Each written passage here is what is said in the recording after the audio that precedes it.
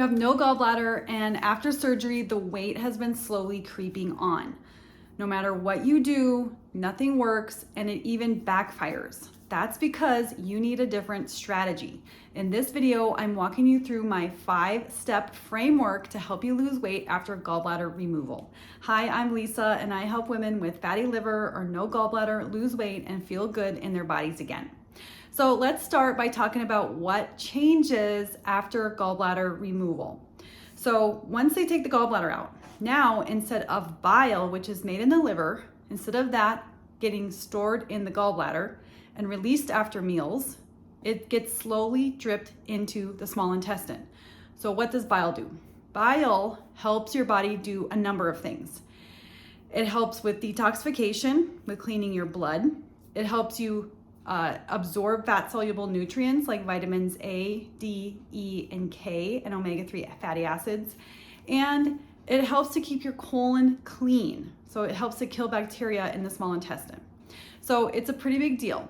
And I just gotta let you know that this is something you need to know, if you lost your gallbladder, that's a sign that there was something going on with your liver, and your liver was sluggish, and it wasn't making good quality bile. So that bile got turned into gallstones, and eventually you had to get your gallbladder removed. So if you haven't addressed the liver, then that is probably still a problem, and your liver is probably still sluggish. Now, your liver does so many things for your body, okay? It has over 500 different functions, and it's a really important organ, but it gets clogged up, it gets sluggish, and if you are not helping your liver, feeding it the right foods and nutrients, then it can get sluggish. So this framework that I'm going to walk you through really helps to support your liver.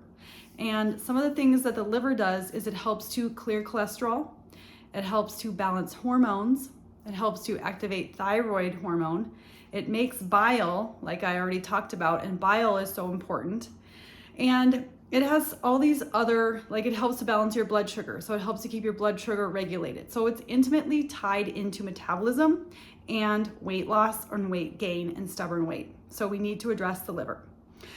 So we're gonna talk about 5 key systems of your body that need to be addressed. So rather than dieting and restriction, which is further suppressing your metabolism and straining your liver, you actually need to eat to support your liver.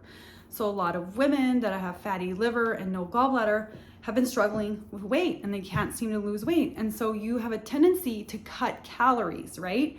You have a tendency to restrict or cut out entire macro groups, like cut out carbs, or do different things throughout the year. Every decade kind of has its different trendy thing to cut out, but right now carbs have kind of been villainized.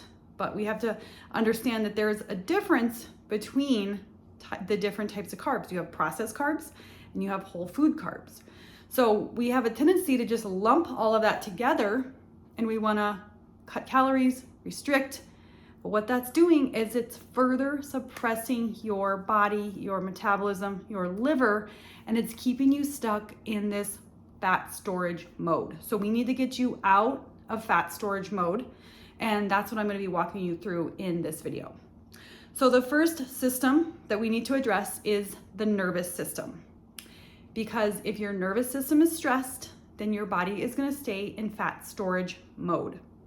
And one of the most important things you can help do for your nervous system is to keep your blood sugar balanced. And how you do that, one of the most important things, is through food, by eating a combination of protein, fats, fiber with carbohydrates in a balanced, moderate portion about every 3 to 4 hours throughout the day. So you are supplying your body and your liver with a small amount of food every 3 to 4 hours. And that is going to help keep your blood sugar balanced. So you're not going to have spikes in blood sugar, spikes and crashes, which can cause cortisol problems and stresses out your body. So that is one of the ways to support your nervous system. Another one is gentle movement. So throughout the day, you want to be taking a couple of walks throughout the day, preferably after meals, because that also helps your body to use the energy that you're giving it. And to really support your sleep. And this is a tough one because women with fatty liver actually struggle to sleep because you end up waking up at 3 a.m. because your blood sugar drops, because your liver is struggling to regulate your blood sugar at night, and that wakes you up. So you might need to eat a small snack before you go to bed, or if you wake up at 3 in the morning, what you need to do is eat a small amount of carbohydrate, like half a cup of orange juice or a banana, something that's like quick digesting that can get to help raise your blood sugar so your cortisol can come down and you can go back to sleep. So that's a quick fix in the meantime, but eventually you want to really support your liver, reverse, you want to help your liver to function optimally so that it regulates your blood sugar well at night and so you can keep sleeping. Some other tips that really can help you sleep better at night is make sure your room is completely dark. Shut your curtains, take out night lights, and if there's any electronics with lights, turn them off or put them out of the room, and keep your phone 6 feet away, because that light can be really stimulating and can wake you up. And this is for me personally. When I darkened my room and I took away all the lights, I started sleeping so much better. I even went to one other thing that I did was I got dark colored sheets instead of white sheets, because that creates this really sense of darkness, okay? The second system is your digestion, including your bile flow. So we need to support your digestion. If your digestion is sluggish, then you're not gonna be absorbing those nutrients from your food, and that is gonna, then you're not gonna feel energized. You're not gonna have the energy that you need without the minerals and the vitamins. And a lot of women, after their 30s and 40s, their digestion starts to slow down. They start to have less stomach acid, less enzymes, and that can impact your metabolism. So you might need to do something like taking apple cider vinegar before meals, which can really help to stimulate digestion, peppermint tea. You might actually need digestive support like digestive enzymes and bile salts, especially if you don't have a gallbladder, that can really help. And after meals, so that's before meals, after meals, getting up and going for a short walk, because that can help move your food and improve digestion and help you become more insulin sensitive. The third system that we want to support, instead of dieting restriction, we want to support this system, which is supporting your liver and detox and hormones. Okay, so your liver, like I said, helps you regulate blood sugar. It also helps to make bile, and bile helps absorb fat-soluble nutrients.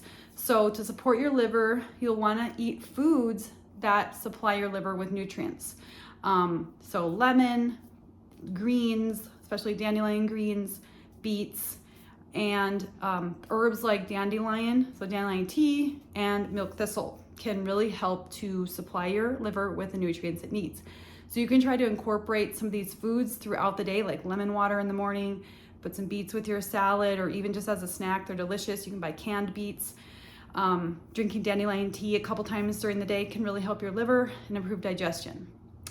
And then to help your liver with hormone balance, eating cruciferous vegetables, so like broccoli, Brussels sprouts, asparagus, things like that, are going to give your liver the sulfur that it needs to help balance your hormones. So it helps to clear estrogen and keep things moving along. The fourth system that we need to support is your muscular skeletal system, because it helps you to absorb the food that you're eating. So when you have active muscle tissue, that is going to make you more insulin sensitive, it's gonna make you stronger, and it's gonna raise your metabolism. So you're gonna want to strength train at least 2 times a week. You could do 2 full body days, or even up to 4 times a week. So maybe 2 lower body days and 2 upper body days. And you can check out my shorts, my YouTube shorts, for exercises that you can do. And I demonstrate how to do some of these exercises from home with dumbbells to start strengthening your body. But increasing your muscle mass is going to raise your metabolism, and it's going to help you become more insulin sensitive and just give you more energy. And it's going to boost your mood, and that has a really big impact on your overall metabolism. When you have a good mood, you're more likely to follow your healthy habits, to eat healthy. And especially if you work out in the morning, strength train in the morning, it's gonna have a cascade, a wonderful, beautiful effect on the rest of your day. And then the last system is the way that you choose to eat. So the last system is how you choose to eat. And I want to introduce you to my gentle plate method, which is a method of creating meals that is going to help you burn fats, be in fat burning mode. So how you would do this is you would want about 3/4 of a cup of lean protein, 3/4 of a cup of some kind of veggie, preferably cruciferous vegetables, and either half a cup of rice or grains, or 3/4 of a cup of some kind of high fiber carbs like potatoes, squash, beans, or fruit. And then a small amount, like either 1 to 2 teaspoons of fats, healthy fats, or 1 to 2 tablespoons of some kind of a sauce. And then that creates a really balanced plate. And if you eat this way every 3 to 4 hours, it's gonna keep your blood sugar balanced. It's gonna help raise your metabolism. It's gonna give your energy, your liver and your digestive system the energy it needs to process nutrients, absorb nutrients, and give you energy. So those are that's my 5-part framework of my gentle burn blueprint that helps women with fatty liver or no gallbladder lose weight and feel good in your body again. And if you want to learn more about this, if you want my full program, you can check out the link below for Metabolism Tune-Up. I hope you found this helpful. This is a very brief overview of my program, but you can learn a lot from this. And even if you implement 1 or 2 of these tips, it can make a big difference for you. So I hope this was helpful. And if you like these videos, please subscribe and drop me a comment below and let me know what other type of videos I can make for you, and so that you can feel better and feel more empowered with your body. But one big takeaway is to remember that restriction and dieting does not work very well if you don't have a gallbladder. And what you actually need is more food, more of the right foods, not just any kind of food. You need more of the right foods to help fuel your body. So thank you for watching, and I'll see you next time.